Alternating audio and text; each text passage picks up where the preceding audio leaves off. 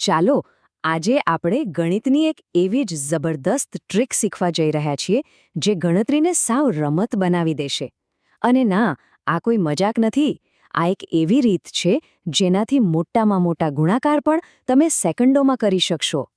વિચારો તો ખરા, શું એવું બની શકે કે મોટા મોટા આંકડાઓનો ગુણાકાર એ પણ કેલ્ક્યુલેટર વગર ખાલી 5 જ સેકન્ડમાં થઈ જાય? મોટાભાગના લોકોને તો આ વાત જ અશક્ય લાગશે, પણ આ વિશ્લેષણના અંત સુધીમાં આ એકદમ સામાન્ય બની જશે. તો આ જાદુઈ ટ્રીક આવી ક્યાંથી? તમને જાણીને નવાઈ લાગશે કે આ કોઈ નવી ટેકનોલોજી નથી.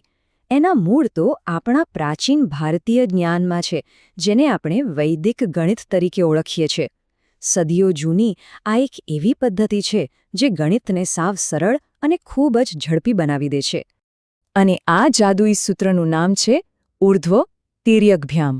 હા, હું જાણું છું, નામ સાંભળવામાં થોડું અટપટું લાગી શકે છે, પણ એની પાછળ જે રીત છુપાયેલી છે ને, એ એકદમ સિમ્પલ અને લોજિકલ છે. તો ચાલો આ રહસ્ય પરથી પડદો ઉઠાવીએ. તો સવાલ એ છે કે આ ઊર્ધ્વ તિર્યકભ્યામનો મતલબ શું થાય? જવાબ એકદમ સીધો છે. ઊર્ધ્વ એટલે કે સીધું, એટલે કે ઉપર નીચે. અને તિર્યકભ્યામ એટલે ત્રાસુ, એટલે કે ક્રોસમાં. બસ આ બે જ શબ્દોમાં આખી મેથડનો સાર આવી ગયો. તો ચાલો હવે આપણે આ પદ્ધતિને નજીકથી સમજીએ, જેનું નામ જ છે ઊભી અને ત્રાંસી રીતે. આ નામ જ ગુણાકાર કરવાની આખી પ્રોસેસ સમજાવી દે છે. યાદ રાખજો, આ કોઈ જાદુ નથી. આ તો શુદ્ધ ગણિત છે જેને એકદમ સરળ રૂપ આપવામાં આવ્યું છે. આખી રીતમાં ફક્ત 3 એકદમ સીધા સાદા સ્ટેપ્સ છે. પહેલું, જમણી બાજુના જે આંકડા છે એનો સીધો ગુણાકાર. બીજું, આંકડાઓનો ક્રોસમાં ગુણાકાર કરીને એ બંનેના જવાબને જોડી દેવાના.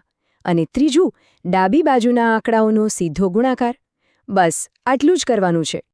ચાલો, નિયમો તો આપણે સમજી લીધા, પણ અસલી મજા તો એને વાપરીને જોવામાં છે, ખરું ને? કારણ કે કોઈ પણ વસ્તુ શીખવાની સૌથી સારી રીત એને પ્રેક્ટિકલી કરી જોવાની છે.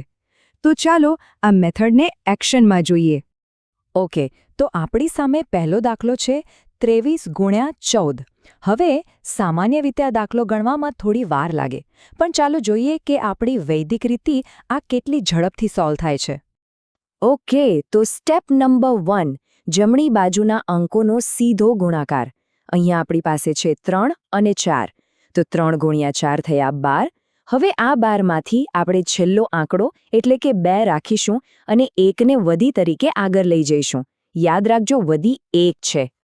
અને આ જુઓ, આપણું મેથ સુપર પાવર મીટર આગળ વધવા લાગ્યું છે. પહેલું સ્ટેપ પૂરું થતાં જ આપણી ગણતરીની શક્તિ વધવા લાગી છે. હવે આવે છે સ્ટેપ નંબર 2, ત્રાંસુ ગુણાકાર. અહીંયા આપણે 2નો ગુણાકાર 4 સાથે અને 3નો ગુણાકાર 1 સાથે કરીશું. એટલે કે 2 ગુણ્યા 4 વત્તા 3 ગુણ્યા 1. તો એ થયા 8 વત્તા 3 એટલે કે 11. અને હા, પહેલા સ્ટેપની વધી 1 હતી, એને ભૂલવાની નથી. તો 11માં 1 ઉમેરીએ એટલે આપણને મળ્યા 12. ફરીથી એમાંથી 2 રાખીશું અને 1ને વધી તરીકે આગળ લઈ જઈશું. એકદમ બરાબર. આ સૌથી અગત્યનું સ્ટેપ પૂરું થયું અને આપણું સુપર પાવર મીટર હવે 60% પર પહોંચી ગયું છે. આપણે જવાબની સાવ નજીક છીએ.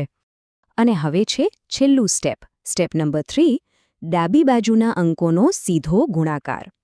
અહીં આપણી પાસે છે 2 અને 1. તો 2 ગુણ્યા 1 એટલે 2.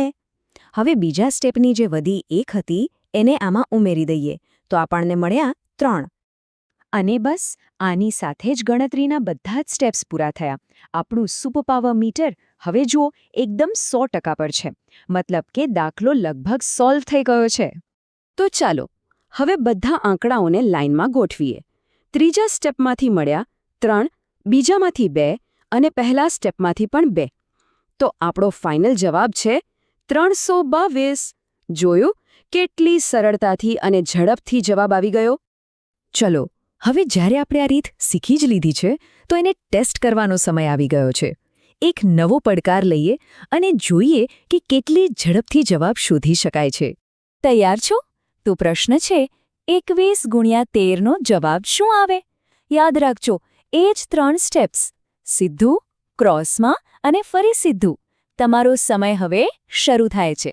3 જમણી બાજુનો ગુણાકાર, 2 ક્રોસ ગુણાકાર અને સરવાળો, 1 અને છેલ્લું સ્ટેપ. શું જવાબ મળી ગયો? અને સાચો જવાબ છે 273. જેમણે પણ આ જવાબ શોધી કાઢ્યો છે એમને ખૂબ ખૂબ અભિનંદન. તમે હમણાં જ વૈદિક ગણિતની એક શક્તિશાળી ટ્રીકનો સફળતાપૂર્વક ઉપયોગ કર્યો છે. તો જુઓ, આ ખાલી એક ગણિતની ટ્રીક નથી, આ તો એક નવી આવડત છે, એક નવી શક્તિ છે. આ રીતમાં માસ્ટરી મેળવીને કોઈ પણ વ્યક્તિ માનસિક ગણિતનો સુપરહીરો બની શકે છે.